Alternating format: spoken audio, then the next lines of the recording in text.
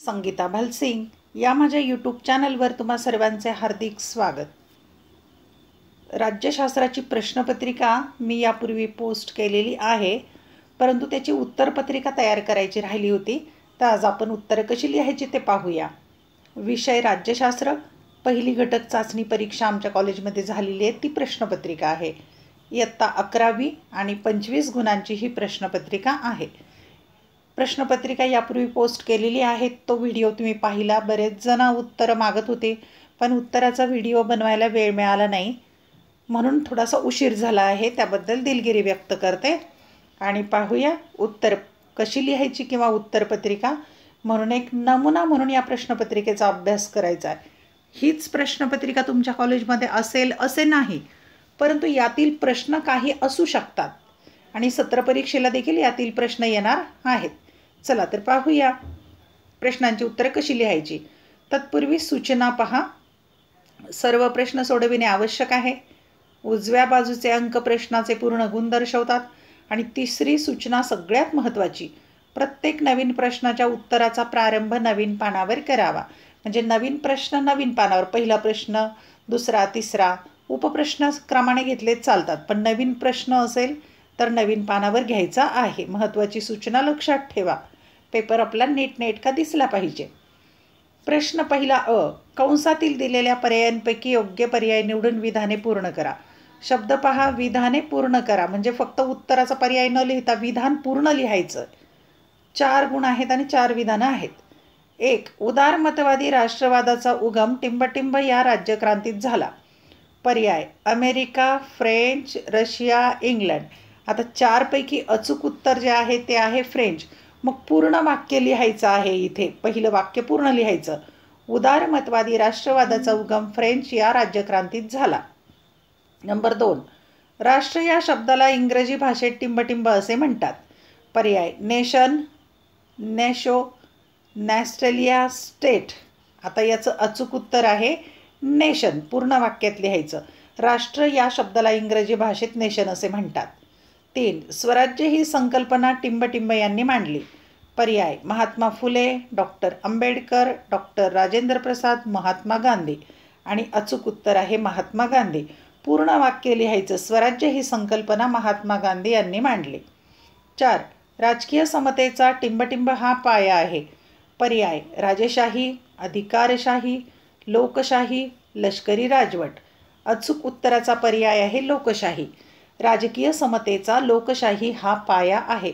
असं संपूर्ण विधान लिहायचं आणि जे उत्तर आहे त्याच्या खाली 2 रेषा मारायच्या पेन्सिलने, म्हणजे उत्तर पटकन लक्षात येतं. प्रश्न पहिल्यातला ब आहे. खालीलपैकी प्रत्येक गटातील चुकीची जोडी दुरुस्त करून लिहा. 2 गुण आहे त्याला. पहा, 2 गट दिलेत, त्यातली एक जोडी चुकीची आहे दुसऱ्या गटातली, ती ओळखायची आणि दुरुस्तही करायची, मग लिहायची. पहिला गट पाहूया. अ. वुड्रो विल्सन, अमेरिकन विचारवंत. ब. ऑरिस्टॉटल, जर्मन विचारवंत. क. हॅरॉल्ड लास्की, ब्रिटिश विचारवंत. आता यातली दुसरी जोडी आहे चुकीची आहे, ती दुरुस्त करूया. प्राचीन ग्रीक विचारवंत आहेत ऑरिस्टॉटल, जर्मन विचारवंत नव्हे, म्हणून चुकीची दुरुस्ती केली. 2. भारतीय जनता पक्ष राष्ट्रीय पक्ष, काँग्रेस पक्ष राष्ट्रीय पक्ष, अकाली दल राष्ट्रीय पक्ष. आता तिसरी जोडी जी आहे अकाली दल हा राष्ट्रीय पक्ष नाही आहे, तर तो आहे प्रादेशिक पक्ष. असं चुकीचं दुरुस्त करून लिहायचं. प्रश्न क्रमांक 2 आहे. अ. खालील विधानांचा सहसंबंध स्पष्ट करा. कोणतेही 2 सोडवायचे. 4 दिलेले आहेत आणि त्याला 6 गुण आहेत, म्हणजेच 3-3 गुण आहेत एका सहसंबंध सोडवायला प्रश्न. 1. राज्य आणि शासन संस्था. 2. सकारात्मक स्वातंत्र्य आणि नकारात्मक स्वातंत्र्य. 3. नैसर्गिक हक्क आणि वैधानिक हक्क. 4. उदारमतवादी राष्ट्रवाद आणि परंपरावादी राष्ट्रवाद. आपण 4ही प्रश्नांची उत्तरे पाहूया. नंबर 1. राज्य आणि शासन संस्था. पहा, हा फरक, तुलना किंवा सहसंबंध म्हणून कसाही प्रश्न लिहिता येईल. एका भागात राज्य आहे, एका भागात शासन संस्था. राज्य ही अमूर्त स्वरूपाची संकल्पना आहे. शासन संस्था मूर्त स्वरूपाची असते. शासन संस्थेपेक्षा राज्याचे स्वरूप अधिक व्यापक आहे.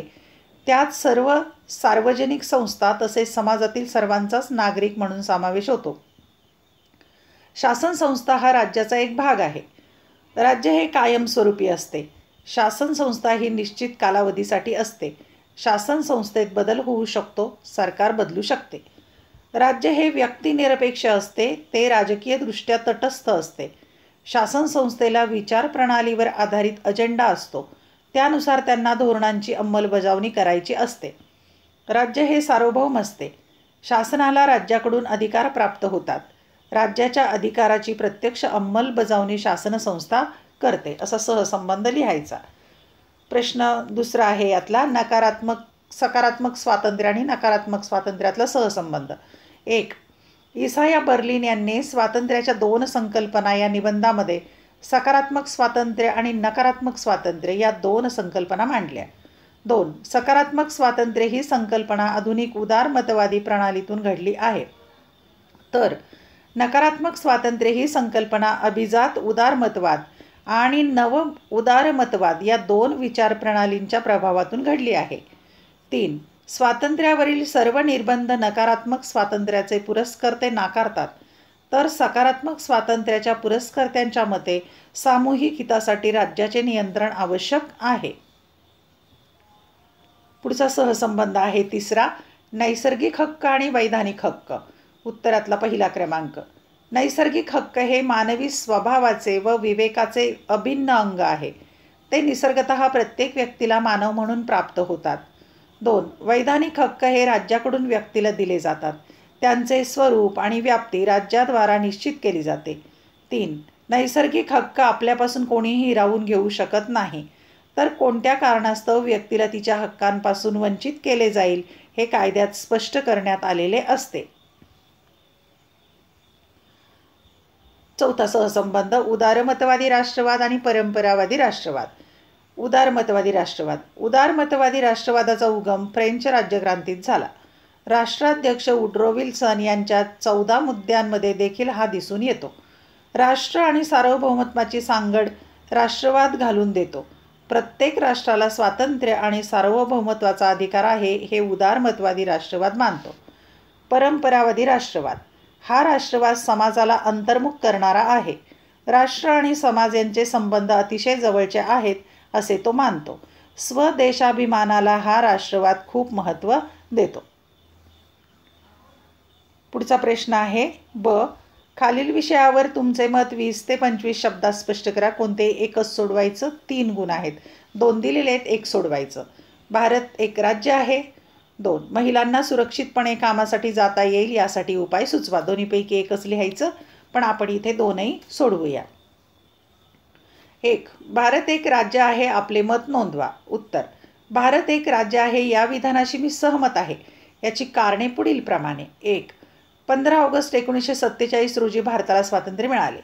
2. भारतीयांच्या प्रातिनिधिक घटना परिषदेने भारताच्या संविधानाची निर्मिती करण्याचे कार्य 26 जानेवारी 1949 रोजी पूर्ण केले. 3. भारताच्या संविधानाच्या अंमलबजावणीची सुरुवात 26 जानेवारी 1950 पासून झाली. 4. भारताचा भूप्रदेश खंडप्राय आहे. 5. भाषिक, धार्मिक, सांस्कृतिक व प्रादेशिक विविधता असणारी भारताची लोकसंख्या 140 कोटींपेक्षा अधिक आहे. 6. भारताने संसदीय लोकशाही शासन पद्धतीचा स्वीकार केला आहे. 7. केंद्र सरकार, 29 घटक राज्य सरकारे आणि 7 केंद्रशासित प्रदेश असलेला भारत राज्यांचा संघ आहे. राज्यकारभारासाठी भारताने संघराज्यात्मक शासन पद्धती स्वीकारली आहे. दुसरा प्रश्न, मत नोंदवायचे. महिलांना सुरक्षितपणे कामासाठी जाता येईल यासाठी उपाय सुचवा. उत्तर. 1. महिलांना सुरक्षितपणे कामासाठी जाता यावे यासाठी सार्वजनिक वाहतूक व्यवस्थेत महिलांसाठी आरक्षित आसन व्यवस्था असावी. 2. उपनगरी रेल्वेमध्ये महिला विशेष लेडीज स्पेशल गाड्या अधिक संख्येने असाव्यात. 3. रेल्वेमध्ये महिलांसाठी आरक्षित डब्यांमध्ये महिला किंवा रेल्वे पोलीस कर्मचारी तैनात करावेत.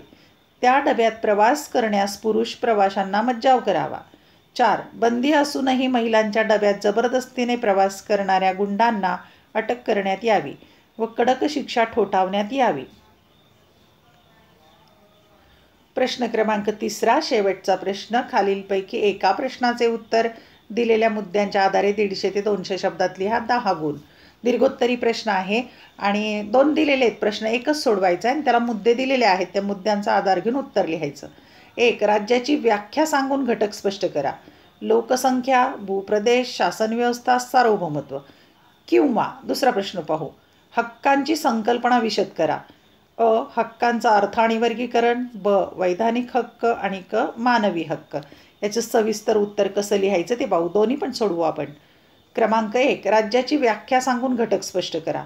अमेरिकेचे राष्ट्राध्यक्ष वुड्रो विल्सन यांच्या मते विशिष्ट भूप्रदेशात विधिनियमांच्या आधारे राज्यकारभार करण्यासाठी संघटित झालेला लोकसमुदाय म्हणजे राज्य होय. या व्याख्येच्या आधारे राज्याच्या घटकांचे स्पष्टीकरण पुढील प्रमाणे आहे. अ. सार्वभौमत्व. राज्य हे कायदेशीरदृष्ट्या सार्वभौम असते. याचाच अर्थ त्या राज्याला आपले कायदे करण्याचा अधिकार असतो. राज्य ही सर्वोच्च सत्ता असल्याने तिचे कायदे राज्यातील सर्व व्यक्ती व संस्थांवर बंधनकारक असतात. या अधिकारास अंतर्गत सार्वभौमत्व असे म्हणतात. तसेच राज्य हे स्वतंत्र असल्याने म्हणजेच कोणत्याही परकीय राज्याचे नियंत्रण त्यावर नसल्याने ते आपले परराष्ट्र धोरण विषयक निर्णय स्वतंत्रपणे घेऊ शकते. या अधिकारास बहिर्गत सार्वभौमत्व असे म्हणतात. 15 ऑगस्ट 1947 रोजी भारत राजकीयदृष्ट्या स्वतंत्र झाल्यानंतर 1950 साली भारताच्या संविधानाच्या सरनाम्यात भारत सार्वभौम राज्य असल्याचे घोषित करण्यात आले. 15 ऑगस्ट 1947 पूर्वी भारत ब्रिटिश साम्राज्यातील वसाहत होती. म्हणजे सार्वभौमत्वाच्या अभावी भारत हे राज्य नव्हते. ब. शासन संस्था. राज्य ही अमूर्त संकल्पना आहे. तिच्या संकल्पना प्रत्यक्षात आणण्याचे कार्य म्हणजेच राज्याच्या सार्वभौम सत्तेचा वापर करणाऱ्या संस्थेत शासन संस्था असे म्हणतात. राज्याची प्रातिनिधिक संस्था म्हणून शासन संस्था कायदे करणे, कायद्यांची कार्यवाही करणे आणि कायद्यांचे उल्लंघन करणाऱ्या व्यक्ती किंवा संस्थेस शिक्षा करणे म्हणजेच न्यायदान करणे ही कार्य करते. आधुनिक राज्यात ही कार्ये शासन संस्थेच्या घटकसंस्था म्हणजेच कायदेमंडळ, कार्यकारी मंडळ आणि न्यायमंडळ पार पाडत असतात. क. लोकसंख्या. राज्य अस्तित्वात येण्यासाठी लोकसंख्या आवश्यक असते. राज्याच्या भौगोलिक क्षेत्रात वास्तव्य करणाऱ्यांना राज्याचे नागरिक असे म्हणतात. राज्याचे नागरिक म्हणून त्यांना काही अधिकार दिले जातात आणि त्याद्वारा निर्धारित कर्तव्याचे पालन त्यांनी करावे असे अपेक्षित असते. लोकशाही शासन पद्धती असलेल्या राज्यात नागरिक लोकप्रतिनिधींची निवड करतात. राज्याची लोकसंख्या कमी अधिक असू शकते. त्यास लोकसंख्येचा संख्यात्मक पैलू असे म्हणतात. संख्येपेक्षा नागरिकांची गुणवत्ता अधिक महत्त्वाची समजली जाते. स्क्रीनशॉट काढत राहा तुम्ही उत्तराचे. ड. भूप्रदेश. ज्या भूप्रदेशावर राज्याला शासन करण्याचा अधिकार असतो त्यास राज्याचा भूप्रदेश असे म्हणतात. म्हणजेच राज्याच्या सीमेच्या अंतर्गत असलेल्या भूक्षेत्रास भूप्रदेश असे म्हणतात. भूप्रदेशाचे 3 घटक म्हणजे राष्ट्राच्या सीमा अंतर्गत असलेली प्रत्यक्ष भूमी, किनारपट्टीलगतचा म्हणजे किनारपट्टीपासून 12 नॉटिकल मैल असलेला सपाटी प्रदेश आणि राज्याच्या भूप्रदेशावरील आकाशाचा भाग. राज्याचा भूप्रदेश कमी अधिक असू शकतो. भारताचा भौगोलिक विस्तार खंडप्राय आहे. त्याच्या तुलनेत भूतानचा भूप्रदेश लहान आहे. दुसरा प्रश्न आहे हक्कांची संकल्पना विशद करा. स्क्रीनशॉट काढत राहा मोठ्या प्रश्नांचे. मुद्दे आहेत हक्कांचा अर्थ, हक्कांचे वर्गीकरण, वैधानिक हक्क, मानवी हक्क. उत्तर. हक्कांचा अर्थ पाहूया. मनुष्याला जगण्यासाठी आणि स्वतःचा विकास करण्यासाठी अनुकूल परिस्थितीची आवश्यकता असते. सुप्रसिद्ध विचारवंत हॅरॉल्ड लास्की यांच्या मते सामाजिक जीवनातील ज्या परिस्थितीच्या घटकांशिवाय व्यक्तीला आपली सर्वांगीण प्रगती साध्य करता येत नाही त्या परिस्थितीच्या घटकांना हक्क किंवा अधिकार असे म्हणतात. ब. हक्कांचे वर्गीकरण. हक्कांचे वर्गीकरण पुढील प्रमाणे करता येईल. 1. नैसर्गिक हक्क. नैसर्गिक हक्क हे मानवी स्वभावाचे आणि विवेकाचे अभिन्न अंग आहेत. हॉब्स आणि लॉक या विचारवंतांच्या मते राज्य पूर्व अवस्थेत म्हणजे निसर्ग अवस्थेत मानव मुक्त होता आणि स्वतःच्या मर्जीप्रमाणे वागण्याची मुभा त्यास होती. जीविताचा हक्क आणि स्वातंत्र्याचा हक्क हे नैसर्गिक आणि सार्वत्रिक स्वरूपाचे हक्क आहेत. 2. वैधानिक हक्क. राज्याकडून व्यक्तीला दिल्या जाणाऱ्या हक्कांना वैधानिक हक्क असे म्हणतात. राज्यघटना किंवा संहितीकरण केलेल्या कायद्यानुसार हे हक्क दिले जातात. या हक्कांचे स्वरूप राज्यपरत्वे भिन्न असते. कायद्यातील तरतुदींद्वारा या हक्कांची अंमलबजावणी करण्यात येते. 3 आहे मानवी हक्क. प्रत्येक व्यक्तीला ती मानव असल्यामुळे जे हक्क प्राप्त होतात त्यांना मानवी हक्क असे म्हणतात. हे हक्क प्रत्येक व्यक्तीला जन्मतःच मिळतात. ते आपल्यापासून कोणीही हिरावून घेऊ शकत नाही. मानवी हक्क हे नैसर्गिक हक्क असतात. त्यांचे स्वरूप सार्वत्रिक असते. त्यात जीवित, अभिव्यक्ती स्वातंत्र्य, उपजीविका प्राप्त करण्याचा हक्क इत्यादींचा समावेश करण्यात येतो. क. वैधानिक हक्क. राज्याद्वारा व्यक्तीला वैधानिक हक्क दिले जातात. ते पुढील प्रकारचे असतात. 2 प्रकारचे. 1. नागरी हक्क. व्यक्ती आणि व्यक्तीच्या मालमत्तेशी संबंधित हक्कांना नागरी हक्क असे म्हणतात. त्यात जीविताचा हक्क, स्वातंत्र्याचा हक्क, समतेचा हक्क आणि मालमत्तेचा हक्क यांचा समावेश होतो. राज्याकडून या हक्कांचे संरक्षण करण्यात येते. 2. राजकीय हक्क. राजकीय प्रक्रियेत सहभागी होण्याची संधी व्यक्तीला राजकीय हक्कांद्वारा प्राप्त होत असते. मतदानाचा हक्क, निवडणूक लढवण्याचा हक्क, सार्वजनिक पदग्रहण करण्याचा हक्क, शासनावर टीका करण्याचा आणि त्यास विरोध करण्याचा हक्क इत्यादींचा समावेश होतो. सामान्यतः लोकशाही शासन प्रणाली असलेल्या राज्यात नागरिकांना राजकीय अधिकार असतात. सर्व प्रश्नांचे स्क्रीनशॉट काढून घ्या म्हणजे तुम्हाला वहीवर लिहून घेता येईल. धन्यवाद. व्हिडिओ लेक्चर आवडल्यास चॅनल सबस्क्राईब करा, बेल आयकॉन प्रेस करा म्हणजे मी नवीन व्हिडिओ पोस्ट केल्याचं नोटिफिकेशन मिळेल. मी इयत्ता 11वी आणि 12वी या दोन्ही वर्गांचे कला शाखेचे अनेक विषयांचे व्हिडिओ लेक्चर या चॅनलवर पोस्ट केलेले आहेत. ते तुम्हाला पाहायचे असतील तर या चॅनलची प्लेलिस्ट नक्की पहा म्हणजे तुम्हाला कळेल की कोणत्या विषयाचे व्हिडिओ पाहायचे. व्हिडिओ पहा, लाईक करा, कमेंट करा, शेअर करा. तुमच्या मित्रमैत्रिणींना जरूर या व्हिडिओच्या लिंक पाठवा. अभ्यासासाठी शुभेच्छा.